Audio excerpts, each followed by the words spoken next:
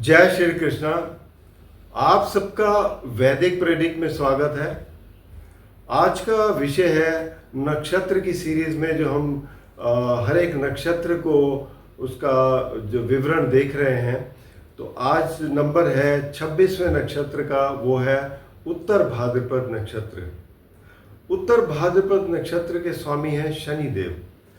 ये बेसिकली आसमान में जो दिखते हैं ये पूरा का पूरा मीन राशि में पड़ते हैं और दो स्टार्स हैं और इनका जो स्वामित्व शनि का है पूरा का पूरा, और डिग्रीज हैं 3 डिग्री 20 मिनट से लेकर और 16 डिग्री 40 मिनट तक मीन राशि में पड़ता है इनका।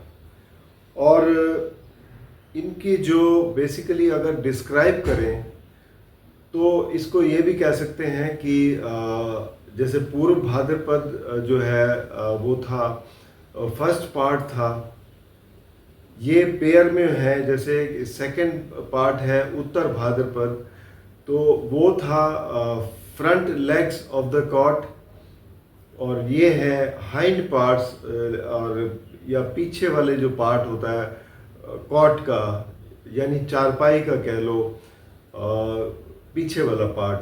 तो इसी तरीके से इसको देखा जाता है।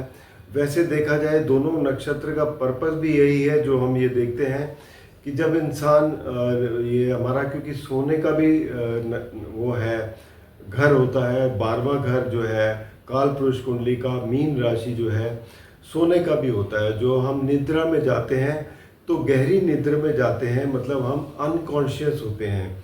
और दूसरा ये डेथ का भी बताता है, यहाँ से कि मोक्ष पाने का भी यही एग्जिट है, इस दुनिया से एग्जिट है। पहला वाला जो है पूर्व भाद्रपद ये बताता है कि तरीका क्या है, और ये उत्तर भाद्रपद जो है वो ये बताता है कि एक्सपीरियंस ऑफ डाइंग कैसे होता है। तो ये सब चीज़ें दिखाते हैं इसमें। और वैसे देखा जाए तो क्योंकि शनि के स्वामित्व है तो बहुत ही ये कूल माइंड से, कैलकुलेटिव और ठंडे दिमाग से ये प्लानिंग करने वाले होते हैं। अच्छे तरीके से कोई भी चीज़ को एक देखेंगे, और ऐसा नहीं है कि कोई चीज़ खराब करेंगे, लेकिन इतना ज़रूर है कि थोड़ा पैसिवनेस होती है, लेजीनेस होती है।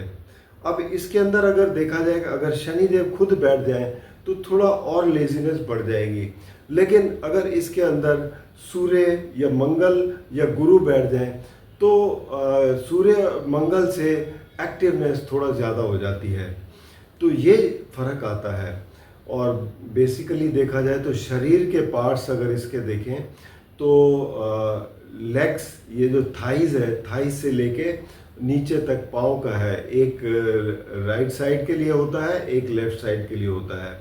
ये पूर्व भाद्रपद और उत्तर भाद्रपद, ये दोनों बेसिकली विष्णु के लेग्स और फीट बताए जाते हैं।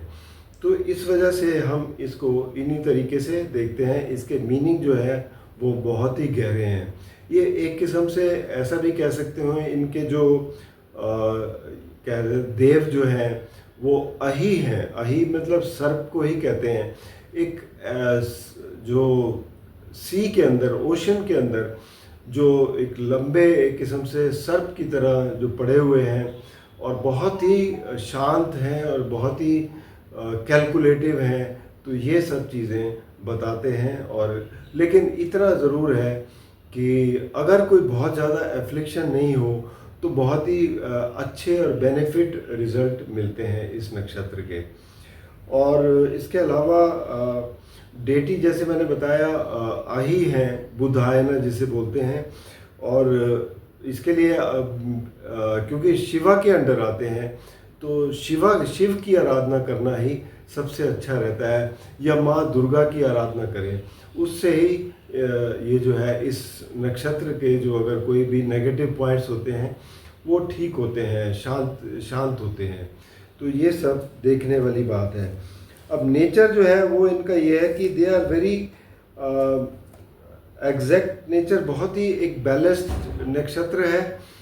और जैसे होता है ना, बड़े एक्सपीरियंस लोग अपने एक्सपीरियंस को लेके लोगों को एक सही राह दिखाना, एक सही दिशा देना, और इस तरीके के ये इनके फंक्शनिंग होती है। तो एक किस्म से देखा जाए तो ये बहुत ही एक अच्छी चीज़ है जिनसे आप बहुत कुछ गेन कर सकते हैं, बहुत कुछ आप पा सकते हैं इनके तरीके से।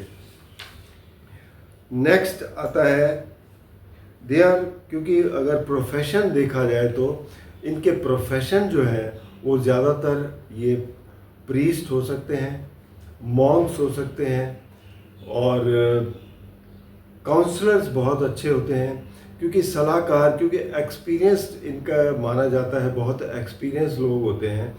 तो इनको ये भी कह सकते हैं कि इनकी सलाह बहुत ही वैल्यूएबल होती है, बहुत ही और बहुत ही पॉजिटिव सलाह देते हैं ये। तो ये सब चीज़ें हैं। बाकी प्रोफेशन में इनके और भी हो सकते हैं, रिसर्च में हो सकते हैं, एस्ट्रोलॉजी में रिसर्च हो सकती है, आर्टिस्ट हो सकते हैं, म्यूजिशियंस हो सकते हैं, स्टोरी टेलर्स हो सकते हैं।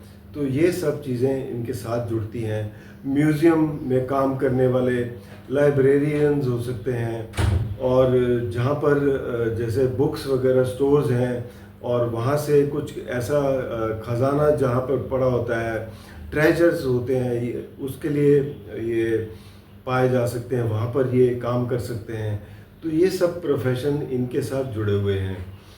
और इसके अलावा अगर इनके देखा जाए तो इंट्यूटिव पावर तो ज़्यादा यूज़ नहीं करते, बल्कि अपने एक्सपीरियंस और एक प्रेजेंट सिचुएशन को देखते हुए चलते हैं।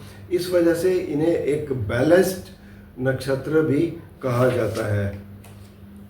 मोड ऑफ फंक्शनिंग ये है कि जैसे मैंने बताया कि ये बैलेंस्ड हैं, और दे आर वेल डिस्पोज्ड, और बहुत अच्छे तरीके से मतलब ये अपनी ड्यूटीज़ को लेते हैं।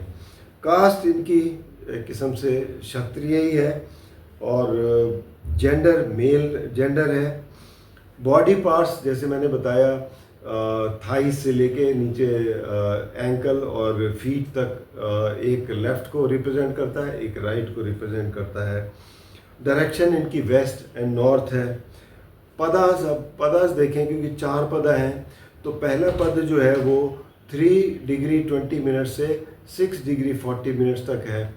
ये जाता है लियो नवांश में, यानी सिंह नवांश में।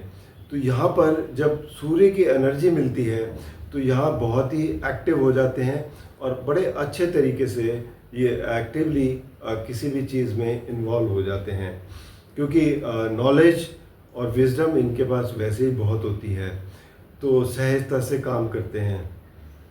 अगला पद जो है वो पड़ता है आपका 6:40 से लेकर 10 डिग्री मीन राशि के अंदर। तो ये जाता है कन्या राशि में। कन्या राशि में यहाँ पर ये लोग जो है बहुत ही अच्छे प्लानर्स होते हैं, एनालिटिकल क्वालिटीज़ बहुत होती हैं, कैलकुलेटिव बहुत होते हैं। तो ये क्वालिटीज़ इनके अंदर पाई जाती हैं। और इसके बाद आता है 10 से लेकर 13 डिग्री 20 मिनट तक, ये जाता है तुला राशि में, जो कि शुक्र से संबंधित है।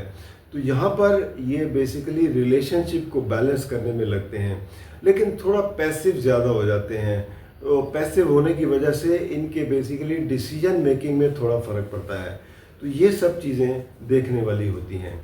चौथा पद पड़ता है आपका जो कि 13 डिग्री 20 मिनट से लेके 16 डिग्री 40 मिनट तक मीन राशि में, वो आपका वृश्चिक राशि में पड़ता है, यानी स्कॉर्पियो में, मंगल से रिलेटेड है। तो यहाँ एक्टिव बहुत होते हैं, लेकिन मिस्टीरियस भी होते हैं। कई चीज़ें ऐसी हैं एक्टिवली ये मिस्ट्रीज को सॉल्व करते हैं, कोई किसी चीज़ की डेप्थ में जाते हैं और उसका पता लगा लेते हैं।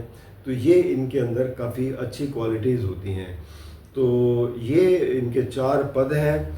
और बाकी जहाँ तक जो इनके प्रोफेशन जैसे मैंने बता ही दिए हैं, yoga, meditation, expert, counsellor, therapist और healers, practitioners of tantra, occult science, divinators, monks, hermits, working in charity organizations, जहाँ पर religious organizations, जहाँ पर donations वगैरह ली जाती हैं, वहाँ पर ये काम कर सकते हैं।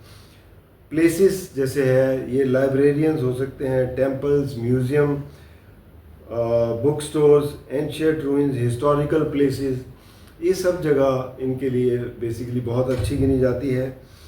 तामसिक गुण के होते हैं because Shiva is a Lord, और गण जो है वो इनका मनुष्य गण गिना जाता है। लूनर मंथ जो है वो सेकेंड पार्ट ऑफ भाद्रपद महीना जो है, जो सितंबर में पड़ता है, उसको देखेंगे। और ऑस्पिशियस एक्टिविटीज़ इनके लिए जो है, कोई भी चीज़ जो कि आपने मतलब पीसफुल तरीके से कोई एक्टिविटी शुरू करनी हो, इवन मैरिज वगैरह और मेडिटेशन वगैरह करना हो, योगा करना हो, किसी चीज़ पर एक किस्म से ध्यान दे के स्टडीज़ भी करनी हो, तो ये नक्षत्र बहुत अच्छा है। नई बिजनेस कोई भी करनी हो, आपने कोई फाइनेंशियल कमिटमेंट्स भी करनी है, जहाँ पर भी आपको प्रोमिसेस करने हैं, कमिटमेंट्स करनी है, उसके लिए बहुत ही अच्छा नक्षत्र है।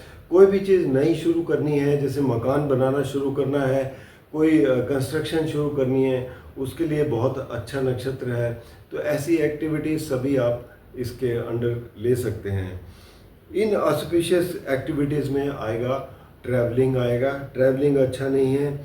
Dealing with enemies, law suits वगैरह हो गए, जैसे कानूनी पेश दाव, इसमें आपको सूट नहीं करेंगे, उसमें आपको थोड़ा नुकसान हो सकता है। और स्पेकुलेशन और गेमिंग में ये बिल्कुल भी आपको सहायक नहीं होंगे। तो ये सब चीज़ें हैं जो आपको देखनी पड़ेंगी। इनके प्लैनेटरी रूलर जो हैं वो हैं सैटर्न, जुपिटर, क्योंकि जुपिटर की राशि में है, नेपच्यून और केतु, ये चार हैं। तो इन सब की एनर्जी इसमें पाई जाती है और ये सब आप देख सकते हैं। अब इनका जो सबसे बढ़िया एग्जाम्पल अगर आप देखें तो गुरुदेव रविंद्रनाथ टैगोर, उनका जो लग्न था वो उत्तर भाद्रपद नक्षत्र में था, जिससे आप देख सकते हैं वो किस तरीके से, और बहुत ही काम और कंपोज पर्सनालिटी थी, और कितनी गहराई से चीज़ों को समझते थे, और सभी उनको इसलिए गुरु मानते हैं। और बहुत ही एक किस्म से सलाहकार भी बहुत अच्छे थे, एजुकेशन में बहुत अच्छे थे। तो ये सब चीज़ें गुण पाए जाते हैं इनके अंदर, और बहुत ही बेनेवलेंट कह सकते हैं इनको, अच्छे होते हैं, जो सलाह भी बहुत अच्छी देते हैं।